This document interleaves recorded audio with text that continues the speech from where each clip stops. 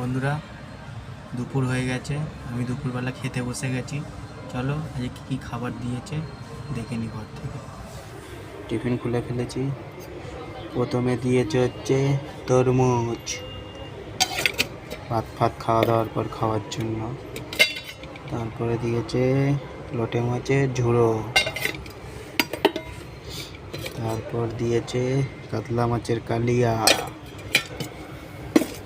তারপর এটা কি দিয়েছে বড় বাটিতে। তারপরে দিচ্ছে ভাত নিলাম, ভাঙলাম একটুখানি লোটে মাছের ঝুড়ো নিলাম, এই নিলাম, ভাঙলাম, এই নিলাম।